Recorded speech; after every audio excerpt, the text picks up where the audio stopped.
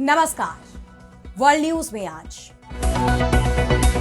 Middle east में हालात और बिगड़ते जा रहे हैं। जो जंग इजराइल और अमेरिका ने शुरू की थी उसने अब विकराल रूप ले लिया है। ईरान की तरफ से जोरदार पलटवार किया जा रहा है, जिससे खाड़ी देशों में भी भयानक तबाही मची हुई है।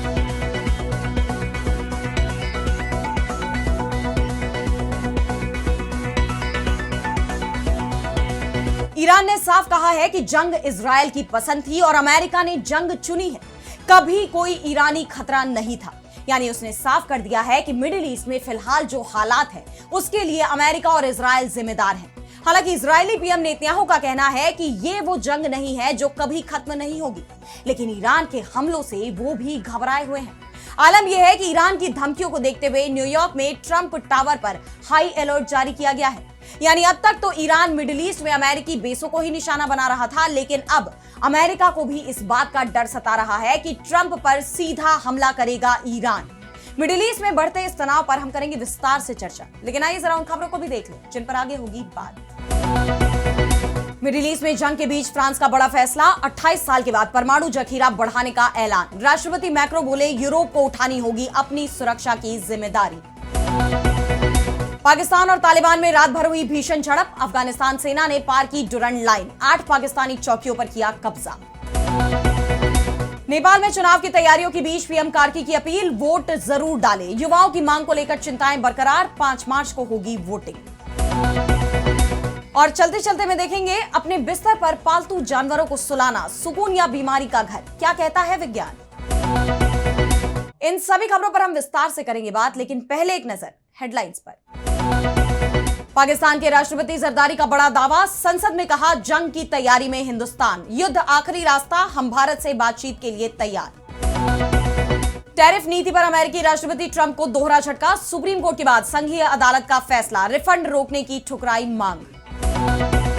चीन की आर्थिक मंदी का युवाओं पर दिखा असर, खोखले ढांचे वाली इमारतों को आशियाना बना रहे चीनी युवा, अर्थव्यवस्था में मंदी के चलते छोड़ रहे नौकरी। भूकंप के भीषण झटकों से हिल गया इंडोनेशिया, रिक्टर स्केल पर 6.2 मापी गई तीव्रता, सुमात्रा द्वीप के पास जल क्षेत्र में रहा केंद्र। तो मिडिल ईस्ट में हालात बिगड़ते ही जा रहे हैं। इजरायली प्रधानमंत्री बेंयामिन नेतन्याहू का दावा है कि ईरान के साथ टकराव कभी न खत्म होने वाला युद्ध नहीं होगा। उन्होंने कहा कि यह कभी ना खत्म होने वाला युद्ध नहीं होगा, बल्कि एक तेज और निर्णायक अभियान होगा। हालांकि इसमें कुछ समय लग सकता है, लेकिन इसमें सालों नहीं लगेंगे। लेकिन जिस तरह से दोनों तरफ से हमले किए जा रहे हैं, उसे देखते हुए नेतन्याहू के बयान पर सवाल उठ रहे हैं। ईरान में सड़कों पर जनसैलाब उमड़ा पड़ा है। लोग सर्वोच्च नेता आयतुल्ला अली खामेनेई की मौत के बदले की मांग कर रहे हैं और ईरानी सेना की तरफ से भी उसी तरह का जवाब इजरायल और अमेरिका को दिया जा रहा है। ईरान की बढ़ती आक्रामकता इस जंग को लेकर टेंशन बढ़ा रही है। उसने साफ कर दिया है कि जंग इजरायल की पसंद थी और अमेरिका ने इसे चुना है। आईआरजीसी ने बहरीन में यूएस एयरबेस तबाह कर दिया। वहीं इराक में अमेरिकी मिलिट्री बेस पर ड्रोन से अटैक किया गया है, जिसके बाद अमेरिका ने यूएई, बहरीन, इराक और जॉर्डन से गैर जरूरी स्टाफ को निकालने का आदेश दिया है। और साथ ही सऊदी अरब में भी सभी कॉन्सुलर सर्विसेज कैंसिल कर दी गई हैं। हालांकि अमेरिकी राष्ट्रपति डोनाल्ड ट्रंप ईरान को धमकी भी दे रहे हैं। उनका कहना है कि आज अमेरिकी मिलिट्री ईरान में बड़े पैमाने पर कॉम्बैट ऑपरेशन कर रही है, ताकि इस भयानक आतंकवादी सरकार से अमेरिका को होने वाले गंभीर खतरों को खत्म किया जा सके। ईरान के खिलाफ 4 से 5 सप्ताह तक सैन्य अभियान जारी रह सकता है, लेकिन हम इससे ज्यादा समय तक के लिए भी तैयार हैं और जरूरत पड़ने पर ईरान में अमेरिका के जमीनी सैनिकों को भी भेजने से इनकार नहीं करूंगा। ट्रंप भले ही जंग में लंबे वक्त तक टिके रहने के दावे कर रहे हैं, लेकिन उन्हें भी इस बात का एहसास है कि यह जंग आसान नहीं होने वाली, क्योंकि ईरान के एक्शन रुकने का नाम नहीं ले रहे। उसने हॉर्मुज स्ट्रेट को भी बंद कर दिया है। आईआरजीसी से जुड़े जनरल सरदार जब्बारी ने कहा कि अगर कोई जहाज इस अहम समुद्री मार्ग से गुजरने की कोशिश करेगा तो उसे जला दिया जाएगा। ईरान तेल पाइपलाइनों को निशाना बनाएगा और इस क्षेत्र से तेल की एक भी बूंद बाहर नहीं जाने देगा। आप जानते हैं कि हॉर्मुज स्ट्रेट वैश्विक तेल और गैस आपूर्ति के लिए बेहद जरूरी रास्ता माना जाता है। ऐसे में ईरान के इस कदम से वैश्विक तेल सप्लाई पर बड़ा असर पड़ेगा। ईरान ने चेतावनी भी दी है कि आने वाले दिनों में तेल की कीमत $200 प्रति बैरल तक पहुंच सकती है। यानी इस जंग का असर पूरे देश पर पड़ना तय है। इस बीच चीन भी ईरान के सपोर्ट में उतर आया।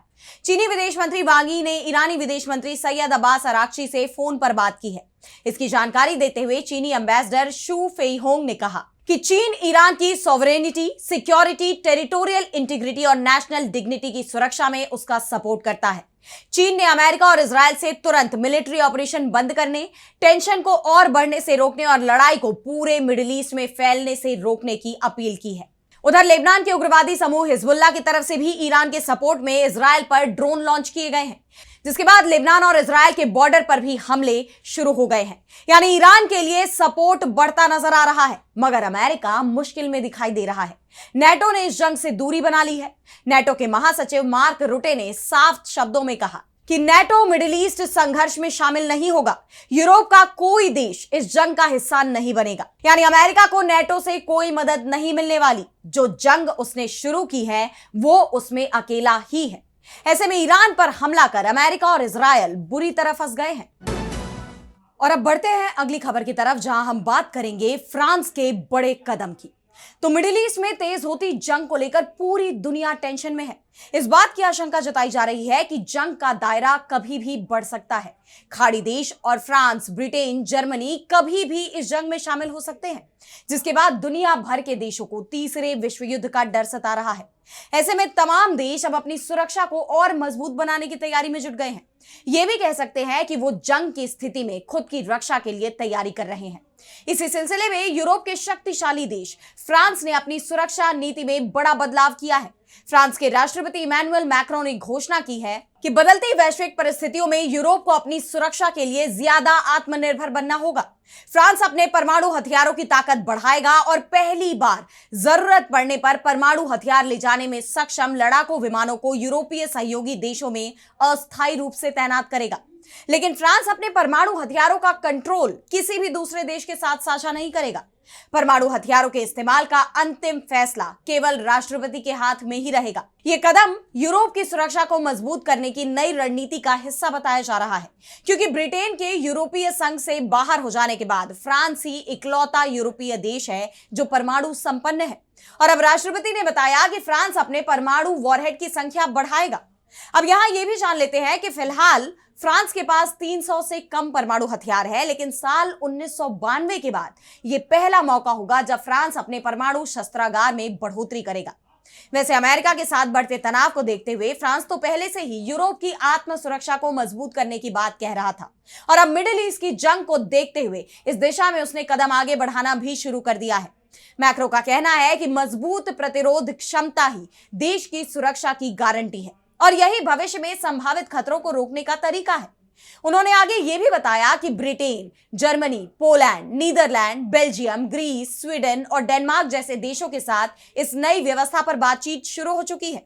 इसके तहत फ्रांस अपने रणनीतिक वायुसेना के कुछ हिस्सों को सहयोगी देशों में अस्थायी रूप से तैनात कर सकता है और साथ ही यूरोपीय देशों की सेनाएं फ्रांस के परमाणु अभ्यासों में भी भाग ले सकेंगी।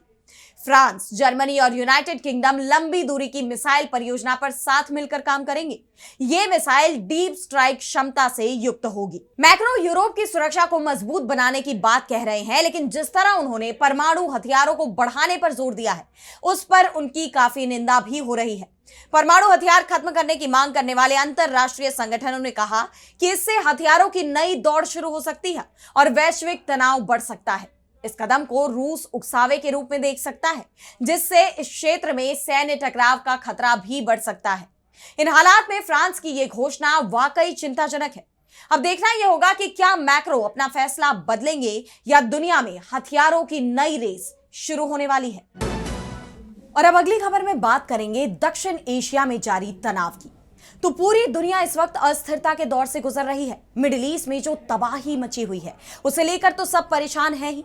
वहीं दक्षिण एशिया में भी पाकिस्तान और अफगानिस्तान के बीच छिड़ी जंग थमने का नाम नहीं ले रही। दोनों देशों की तरफ से ताबड़तोड़ हमले किए जा रहे हैं और अब इस संघर्ष में तालिबानी सेना को बढ़त मिलती भी दिखाई दे रही है। अफगानिस्तान में तालिबान के शासन वाली सेना ने पाकिस्तान के खिलाफ व्यापक अभियान चलाया है। बीती रात अफगान सैनिकों ने डुरंड लाइन को भी पार कर दिया और पाकिस्तानी सेना पर जोरदार हमला किया। उनका दावा है कि उन्होंने पाकिस्तानी सेना की कई चौकियों पर अपना कब्जा जमा लिया है। तालिबान के रक्षा मंत्रालय ने बताया कि 2 से 3 मार्च की दरमियानी रात अफगान सेना ने कंधार और जाबुल प्रांतों में डुरन लाइन को पार कर हमला किया। अफगान सेना अब तक 8 पाकिस्तानी मिलिट्री पोस्ट पर कब्जा कर चुकी है। कंधार में 5, खोस्त में 2 और जाबुल में 1 पोस्ट पर तालिबानी सेना की तरफ से कब्जा किया गया। अभी भी झड़पें जारी हैं। सैन्य बलों के ऑपरेशन के चलते पाकिस्तानी सेना को कई जगहों पर पीछे हटना पड़ा है। वहीं टोलो न्यूज की रिपोर्ट के मुताबिक अफगानिस्तान की सेनाओं ने कंधार प्रांत के स्पिन बोल्डक और शोराबग जिलों में काल्पनिक डुरन लाइन के पास पाकिस्तानी मिलिट्री की पोस्ट पर कब्जा जमा लिया है। कंधार प्रांत के स्पिन बोल्डक में अफगान सैनिकों ने सीमा पार करके 3 पाकिस्तानी मिलिट्री पोस्ट पर कब्जा किया है। 3 पाकिस्तानी सैनिकों की मौत भी हुई है, जबकि 1 को जिंदा पकड़ लिया गया है। वहीं अफगानिस्तान के नेशनल डिफेंस मिनिस्ट्री के ऑफिशियल एक्स अकाउंट के मुताबिक तालिबानी सेनाओं ने क्वेटा में 12th डिवीजन हेडक्वार्टर और खैबर पख्तूनख्वा में दूसरी पाकिस्तानी मिलिट्री जगहों पर ड्रोन हमले किए हैं। झड़पें सिर्फ हवाई हमलों तक ही सीमित नहीं रही। अफगान रक्षा बलों ने अंगूर अड्डा इलाके में पाकिस्तान की सेना के खिलाफ जवाबी हमले भी किए। इससे पहले तालिबान सेनाओं ने रावलपिंडी में नूर खान एयरबेस पर पाकिस्तान के कमांड और कंट्रोल सेंटर को निशाना बनाकर हथियारों से ड्रोन हमले किए थे। वहीं पाकिस्तान ने तालिबान के इन दावों को खारिज किया है। उसका कहना है कि ये दावे पूरी तरह बेबुनियाद है। हमारी चौकियां ना तो कब्जा की गई हैं और ना ही उन्हें कोई नुकसान पहुंचा है। हमने तालिबान के ठिकानों पर तुरंत और प्रभावी जवाबी कार्रवाई की है, जिससे अफगान पक्ष को भारी नुकसान हुआ है। ऐसे में यह संघर्ष अभी और खतरनाक मोड़ ले सकता है, लेकिन इसके खत्म होने के आसार नजर नहीं आ रहे। वैसे तो पाकिस्तान और अफगानिस्तान में कई बार बॉर्डर पर झड़प हो चुकी है, लेकिन इस बार का यह युद्ध 2021 के बाद सबसे गंभीर सीमा संकट माना जा रहा है। अब देखना यह होगा कि इस बार दोनों देशों के बीच शांति कब आएगी। और अब अगली खबर में बात करेंगे नेपाल की। तो नेपाल में 5 मार्च को चुनाव होने हैं, लेकिन इस बार का चुनाव हर बार के चुनाव से काफी अलग और काफी अहम भी माना जा रहा है, क्योंकि यह चुनाव ओली सरकार के तख्ता पलट के बाद का पहला चुनाव है। आपको याद होगा कि कैसे 6 महीने पहले नेपाल के युवाओं ने एक देशव्यापी आंदोलन खड़ा कर दिया था, जिसे जेनजी प्रोटेस्ट कहा गया। उन्होंने देश में व्याप्त भ्रष्टाचार और बिगड़ती कानून व्यवस्था के खिलाफ सड़कों पर उतरकर अपना विरोध दर्ज कराया और नतीजा यह निकला कि देश के तत्कालीन प्रधानमंत्री केपी ओली को पद से इस्तीफा देना पड़ा। और अब नेपाल में एक नई लोकतांत्रिक सरकार के गठन की तैयारी हो चुकी है, लेकिन अभी भी युवाओं की चिंताएं दूर हुई या नहीं, इस पर सवाल बने हुए हैं, क्योंकि उनकी मांग थी मौजूदा पॉलिटिकल सिस्टम को बदलने की। जो नेता सालों से सत्ता की कुर्सी के इर्द गिर्द घूम रहे हैं, उन्हें हटाकर नए युवा चेहरों को जगह दी जाए। लेकिन अब भी ये बदलाव पूरी तरह लागू नहीं हो पाए हैं। युवा चेहरे को नेतृत्व सौंपने की मांग पर नेपाली कांग्रेस के 2 टुकड़े हो गए। एक गुट पार्टी के मौजूदा अध्यक्ष शेर बहादुर देउबा के नेतृत्व में है, वहीं दूसरा गुट युवा नेता और पार्टी के महासचिव रहे गगन थापा के नेतृत्व में बना है। नेपाली कांग्रेस ने थापा को अपना प्रधानमंत्री पद का उम्मीदवार बनाया है, लेकिन देउबा का दबदबा अभी भी कायम है। वहीं कई बार प्रधानमंत्री रह चुके केपी शर्मा ओली, जो सीपीएन यूएमएल के अध्यक्ष भी हैं, वो इस आशंका को हवा दे रहे हैं कि चुनाव के बाद बड़ा बदलाव नहीं होगा। इसके अलावा नेपाली कम्युनिस्ट पार्टी के प्रमुख पुष्प दहल प्रचंड और एक अन्य पूर्व प्रधानमंत्री माधव नेपाल भी इस चुनाव में युवाओं की चिंता बढ़ा रहे हैं। और इन सब के बीच आरसीपी के प्रधानमंत्री पद के उम्मीदवार 35 वर्षीय पूर्व काठमांडू मेयर बालेंद्र शाह को ही केवल युवाओं की पसंद बताया जा रहा है। ऐसे में इस बार ये चुनाव क्या निष्पक्ष हो पाएंगे और क्या बिना किसी हिंसा के वोटिंग हो पाएगी, ये सवाल बना हुआ है।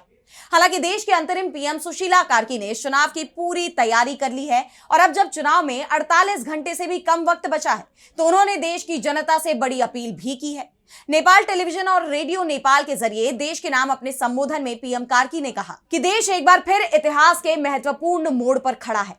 जेनजी आंदोलन के बाद देश अस्थिरता, भय और अनिश्चितता के दौर से गुजर रहा था। हिंसक स्थिति से देश को शांतिपूर्ण मार्ग पर लाना और संविधान के रास्ते पर लौटाना सरकार की प्राथमिक जिम्मेदारी थी, जिसमें जनता के संयम और सहयोग से सफलता मिली। निर्वाचन आयोग, सुरक्षा निकायों और सरकारी कर्मचारियों की निष्पक्षता से ये चुनाव स्वच्छ, स्वतंत्र और भय मुक्त होगा। 5 मार्च को दूसरे सभी काम छोड़कर मतदान केंद्र पहुंचना सभी नागरिकों का कर्तव्य है। अब देखना यह होगा कि नेपाल में क्या एक स्थायी लोकतांत्रिक सरकार का गठन हो पाएगा। और अब चलते चलते मैं बात करेंगे पेट एनिमल्स की। तो सोचिए, रात को आप अपना काम खत्म कर घर लौटते हैं और जैसे ही बिस्तर पर बैठते हैं कि अचानक धप से एक आवाज आती है। आप देखते हैं कि आपका डॉगी या बिल्ली भी कूद कर आपके बिस्तर पर आ गया। ये आपकी रोज की ही कहानी है और आप उन्हें बिस्तर से नहीं हटाते बल्कि पुचकारने लगते हैं। अगर आपके साथ भी ऐसा ही कुछ होता है तो आप अकेले नहीं हैं। पालतू जानवरों के साथ बेड शेयर करना आजकल काफी कॉमन हो गया है, लेकिन क्या ये वाकई सही है? आइए जरा इसे भी समझ लेते हैं। जानकारों की राय यहां थोड़ी बटी हुई है। जर्मन एनिमल वेलफेयर एसोसिएशन इसे पूरी तरह पर्सनल चॉइस मानता है, लेकिन कुछ रेड फ्लैग्स के साथ। जैसे अगर आपका डॉगी बिस्तर पर आता है तो उसकी नियमित डीवॉर्मिंग और साफ सफाई जरूरी है। पिस्सू और किलनी यानी टिक्स ना सिर्फ उन्हें बल्कि आपको भी बीमार कर सकते हैं। वहीं यूके के आंकड़े बताते हैं कि हर तीसरे शख्स की नींद पालतू जानवर की वजह से टूटती है, और अगर आपकी नींद कच्ची है तो शायद अलग सोना ही समझदारी है। छोटे बच्चों, बुजुर्गों और गर्भवती महिलाओं को सावधानी बरतनी चाहिए। छोटे जानवरों जैसे खरगोश के साथ सोने में उनके दबने का खतरा रहता है। अब पेट एनिमल्स के साथ एक बेड शेयर करना दुनिया में कितना कॉमन है, आइए जरा इसके बारे में भी आपको बताते हैं। तो ब्रिटेन और नीदरलैंड की बात करें तो यहां करीब 45% लोग अपने पेट्स के साथ ही सोते हैं। डच लोग तो इतने शौकीन हैं कि आधे मालिक उन्हें अपना चेहरा भी चाटने देते हैं। वहीं जर्मनी और यूरोप की बात करें तो जर्मनी में हर तीसरा व्यक्ति अपने पेट को बिस्तर पर जगह देता है, जो फ्रांस और इटली जैसे देशों से काफी ज्यादा है। अमेरिका में 46% लोग पेट के साथ सोते हैं, जिनमें से आधे कहते हैं कि उन्हें साथ सोने से नींद बेहतर आती है। अब अपने पेट के साथ बेड शेयर करना सुकून तो देता है, लेकिन ये आपकी सेहत और लाइफस्टाइल पर निर्भर करता है। अगर आपको एलर्जी नहीं है तो ये अच्छा है, लेकिन अगर सुबह उठकर आप थका हुआ महसूस करते हैं तो शायद उन्हें उनके स्पेस में सुलाने का वक्त आ गया है। जिम्मेदारी भरा पालतू पालन ही असली प्यार है। फिलहाल कैसी लगी आपको ये रिपोर्ट हमें कमेंट सेक्शन में बताइए, लेकिन आज इस वर्ल्ड न्यूज में इतना ही। देश दुनिया की तमाम बड़ी खबरों के लिए आप देखते रहिए डीबी लाइव और मुझे दीजिए इजाजत। नमस्कार।